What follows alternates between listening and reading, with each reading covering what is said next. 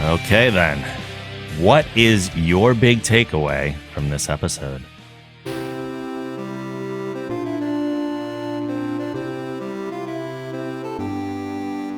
Wow. I mean, I feel like that's a loaded question. Yeah. This show had so much in it that it brought up the topic of dealing with death and then also everything that Denal did.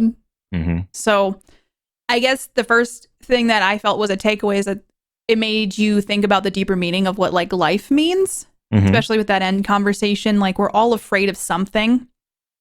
And even though maybe everything in their like scenarios, such as like Kelly being pulled underwater or Gordon encountering an ogre, like we all have something that we're afraid of. And Denal allegedly pulled it out of their brains and made these scenarios custom tailored to them. Possibly. Didn't she say that? The universes were created based on their minds, but we don't know if they were tied specifically to their fears. I guess I just made that assumption that, you know, it's tied to their something that they're afraid of, even if it's tangentially something that they're afraid of. And it brings up that conversation of like, we're all afraid of something. What is the thing that you're most afraid of that would make you have that whole my eyes glossed over, turned white moment? And I think a lot of us have a fear of death, which is what is delved into at the core of this episode. And that's a thing that we all inevitably have to face someday. And I didn't love that coming up just because it does make you think about like, oh, the end of days, the end of my days. And that is something I too struggle with just because you want to leave some sort of impact with what you do in your life. And lately, just thinking about how time is passing, how my granny told me, she's like, once you turn 21, time is going to fly. And I'm like, okay, granny. And she was 100% correct. Yeah. Sometimes I look back and I'm like, what happened to the last 7 years? Yeah. And my hope is that I left some sort of good impact on this earth when I do go. But I'm also a medical coder. So I'm reminded daily of like how precious the time is we have on earth and how short and quickly it can change. So I'm constantly coding people who get cancer or, you know, and it's really hard for me sometimes because I'm dealing with like, I'm reading other people's lives and someone who comes in, they don't feel very good. And then by the end of the visit, they're going to pass away in a few days. So it's just, I think in a way, a good daily reminder for me to not take things for granted. But man, it's like when you face death, you're like, oh, I could die of old age, or it could be an accident, or it could be illness. It's just easier to ignore it because you don't want to think about it. I think it's a survival tactic. I mean, for me, it is. I have to ignore it or else it would make me insane. I'm very anxious kind of person. So my brain loves to take these things and just be like, let's run with it. Let's just keep thinking about this. You woke up at 3 a.m. I hope you're ready to think about this for hours on end. And it's like a coping mechanism for sure to be like, I can't think about that. My therapist was like, one of the things you can do is that you can harness that and then make sure you do those things on your bucket list. Like make sure it motivates you to do the things, the experiences you want to have while you have it. And so when I changed my perspective, I think it made the conversational easier for me to confront because like it's not an easy conversation to have with yourself. Right. And a lot of times we're having it with ourselves. I don't feel like people are like rolling up to brunch like, hey, how you doing with your existential crises today? Like it's just not a thing that we do as a society. And I have this whole theory, if we all talked about this stuff more, I think it'd make stuff a lot easier. Maybe not for everybody, but I do feel like it takes that stigma away of we're not alone. Oh, for sure. Yeah.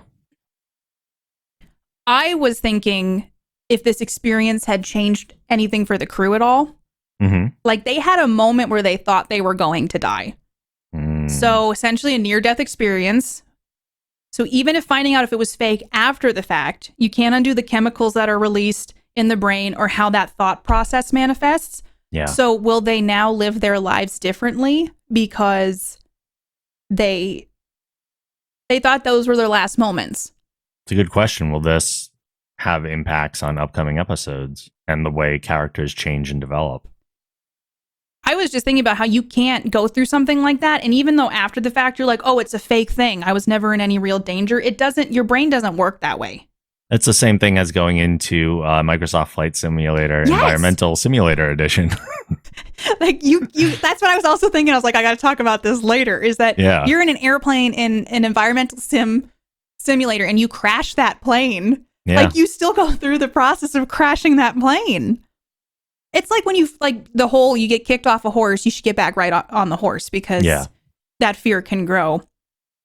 And my sister actually had that experience and they got her right back up on the horse, but she was always a little bit wary of it after that.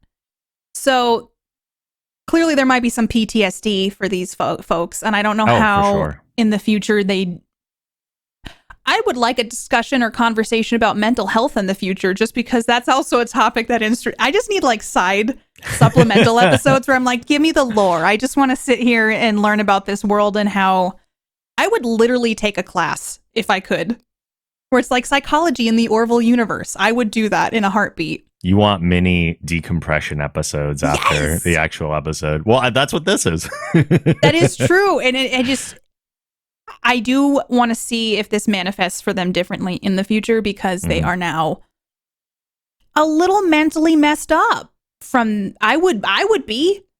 Not only did they go through their own individual scenarios, but they went through everybody else's too.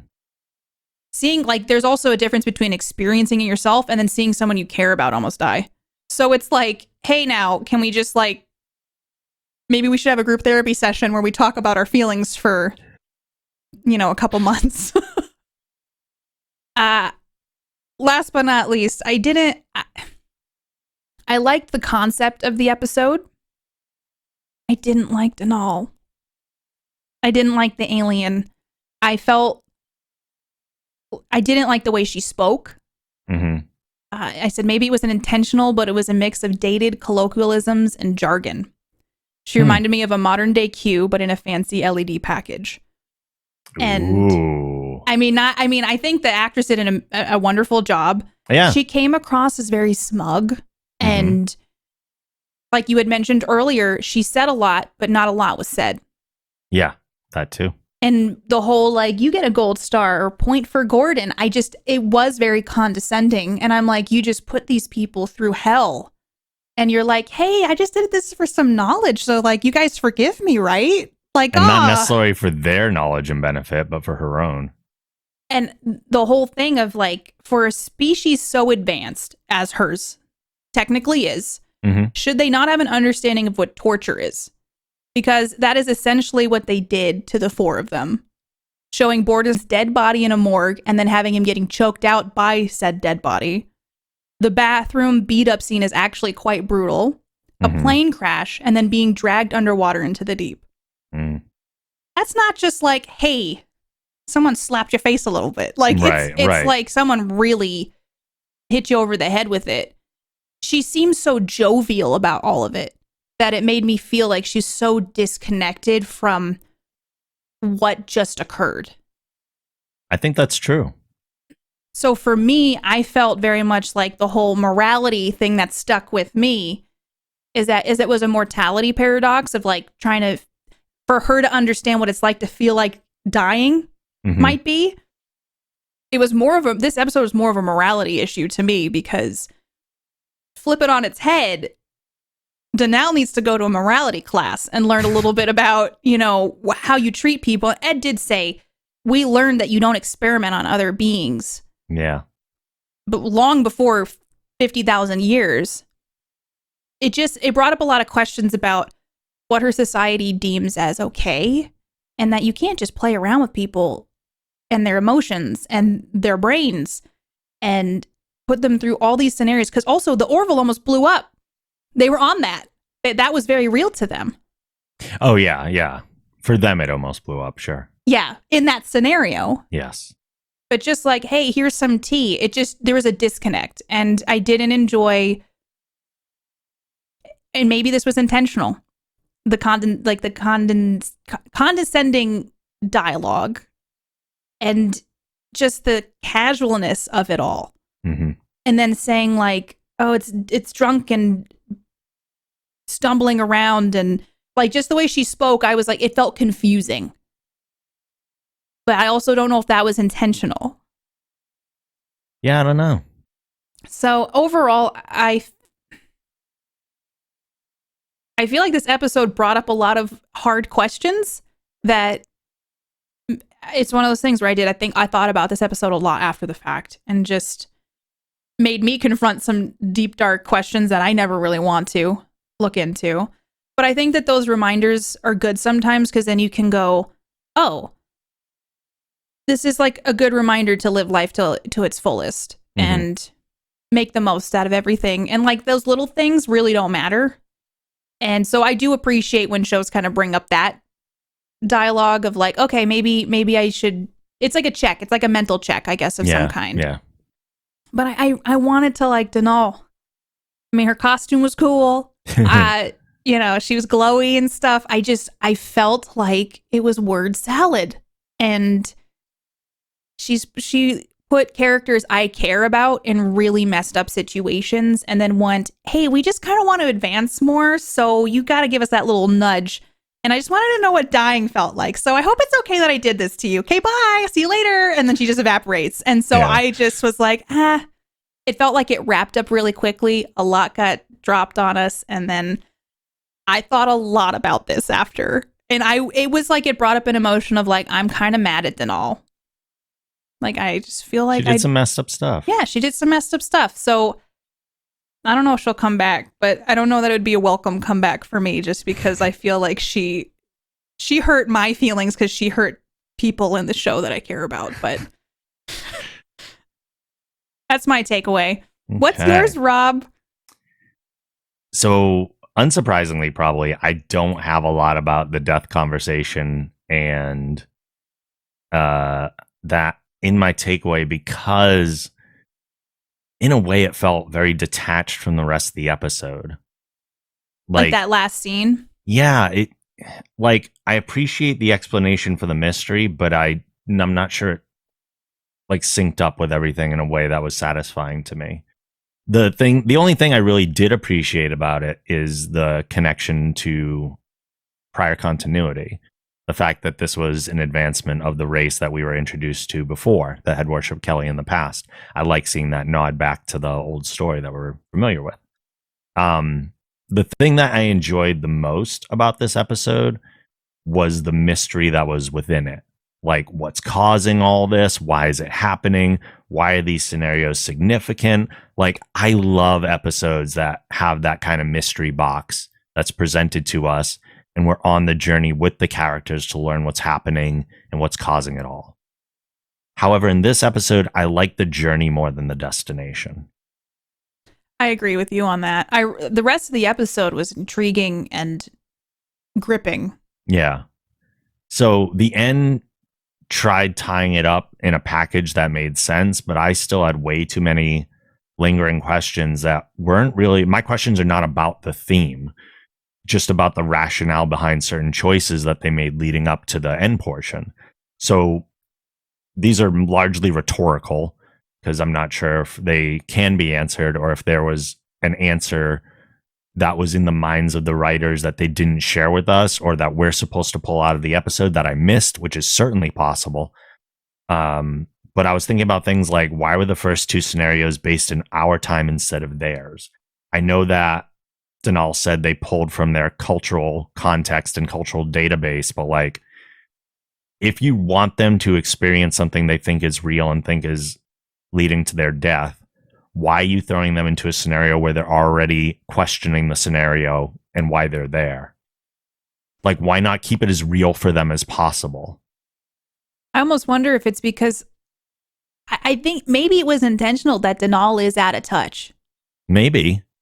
And that would make sense to me. It's just that she doesn't fully grasp, even though they've been observing them for a long time. That was something we didn't talk about, is that they've been watching this crew for a hot minute. So yeah, there is a lot of stuff where you're like, wait, why was that the choice? I mean, it's, again, for an audience perspective, I can relate to the airplane and to the high school or like that kind of scenario. For the audience, but for the characters, I'm not sure what significance that has. Why were Ed's eyes the only ones to go white before the plane crash, even though they were all in danger? But the other situations only targeted one person. But then why go through the Kalon scenario after everyone had already gotten to the point of thinking they were going to die, other than for the multi-layered simulation sci-fi reasons? Like, the only reason they did that was to throw us off track and to do the, hey, here's one more layer. This is the cool sci-fi thing that you do when you're getting out of a simulation. You realize you're still stuck in a simulation. Yes, that's a cool sci-fi thing, but there's usually a bigger rationale for it than let's just do it to do it, because it didn't need to be triggered again. They already got triggered already, all of them. Well, I guess one thing that I should say is, like, you can tell how much effort and love they put into this show, because there's like a lot of, I mean, you think about all the sets they had to do for this. And it's just the shooting and, like, I mean, honestly, from a storytelling perspective too, I do think the bridge simulation is more for us maybe than for the story. Oh, it absolutely is. I mean, I'm just going to throw it out there. Is Denal a little bit of a psychopath? Just because, like, she got her, like, 4 hits. Yeah. Is that last scenario just see how far she can push it? And maybe. She's just, so, part of me goes, there's some off about Denal. Maybe she just really wanted, there was a thing Ed said about getting, existential rocks off. There might be some truth to that. Mm-hmm. Maybe she enjoyed doing this a little too much. And some of the scenarios were way more elaborate than they needed to be. Like, why go through the whole you owe Randall money, like all that, like, misleading information just to have them get to a point where, like, oh, you might die here by a giant ogre. Like, that stuff just doesn't line up for me. It feels like a lot of pieces of the puzzle were dropped to make the puzzle more complex. And that's why I think the end wasn't, it was to compare it to something like Lost. Like, I felt like they added in a lot of elements that didn't become a part of the ending and the explanation. So it made those elements feel less important and like not a significant part of the story that added up. I watch a lot of like thriller mystery type shows, just ones that are normally based on best-selling books, and then like they put Nicole Kidman in them. But it does feel like sometimes it's a lot of like those misdirects that they put in to make it more exciting. But I have a theory now that Q's kind of a menace. I think Denal might be a little bit of a menace, and maybe it's just like a cat playing with its food. It's possible. I have a feeling we're going to see Denal at some point. It is possible those questions will get answered as we learn more about her. If we do learn more about her, it's just at this point in the story, I don't think I have enough. Like, I try to look at every episode, especially the way the show is structured, where you can watch a lot of things on their own. I try to look at this piece and I say, is this piece satisfying without further context? The episode is technically a mystery. I wonder if it was left on that to continue that mystery.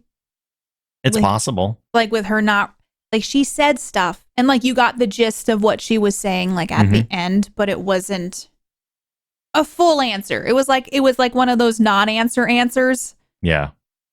Just giving someone enough to make them shut up kind of thing. Yeah. And that's kind of how I felt. She felt like she's talking down to them. I think there might be more to her. And like I said, the word salad and all of that, it just, now that I'm thinking about it more, I feel like maybe some of it was intentional. Just the confusing nature of a lot of it. It's certainly possible, yeah. Yeah. I don't presume to guess the writer's intent for sure. I can only come from a perspective of how I interpreted it, but yeah. Lastly, I got very Firestorm vibes from this episode. That is true. I didn't even make that connection. So in Firestorm, all their fears that surfaced were tied to the characters in a significant way. So when that started to kind of happen again, I was like, well, they can't just repeat what they did before. Like, you can't go back to the well on your own show and do the same concept over. And that's not what they did. But using what seemed like random scenarios instead of things that were more meaningful to the characters, I feel like kind of deprived us of further character exploration. Like in Firestorm, we learned, oh, this person's afraid of this person's afraid of this. And that's something we're learning about all those characters. I don't know. I'm not totally convinced that every scenario is tied to a specific fear of each of these characters, because I don't know which one of them is afraid of being in high school and chased by a giant ogre. So like, all of nobody, us? yeah. And nobody had like a major specific reaction to it. Like in Firestorm, the people that encountered their fears, we knew whose fear was whose based on their reactions and the way they acted to that fear, and who it kind of went after in a way. But in this one, it wasn't that. So I don't think they were trying to repeat Firestorm and pulling the fears from the individual people, but I didn't necessarily want them to repeat that.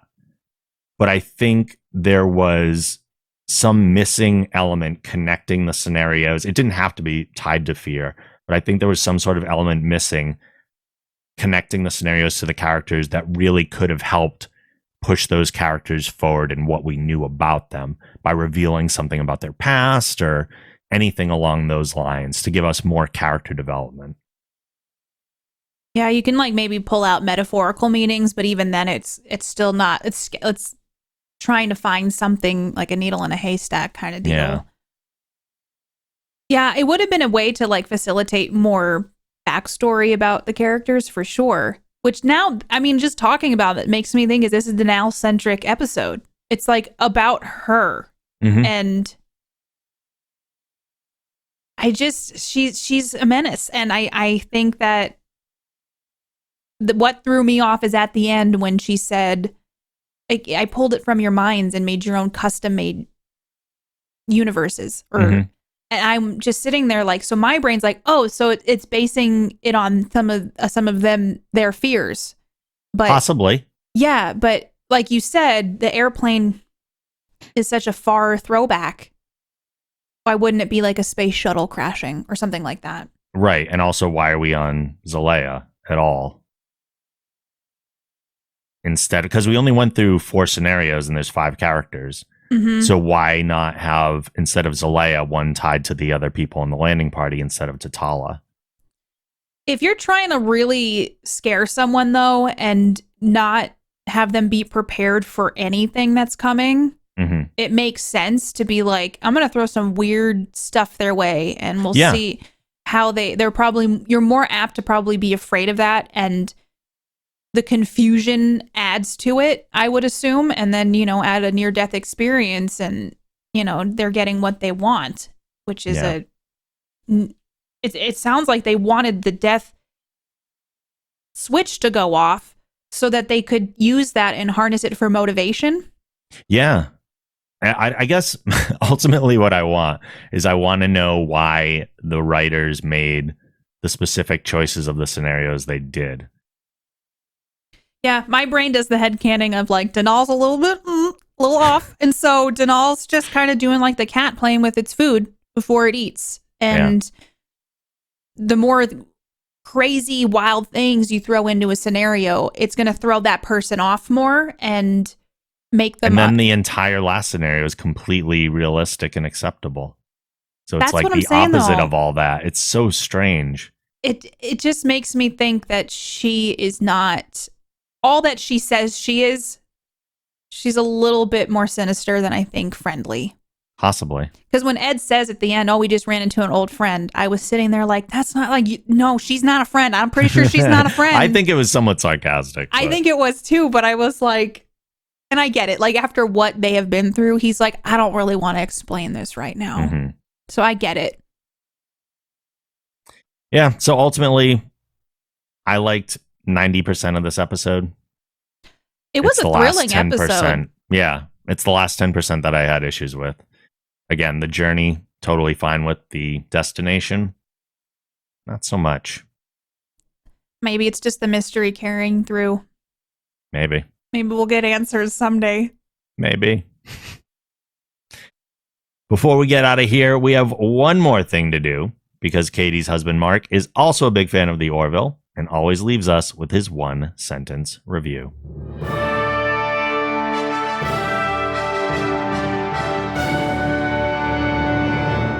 If you thought Ed, Kelly, Gordon, and Bortus were actually going to die, you must be living in Denal. Hey, thank you so much for watching. This is just a segment of the full podcast that Rob and I do. So if you want to hear more of our thoughts and full episode discussions, go to thegeekgeneration.com/quantum drive.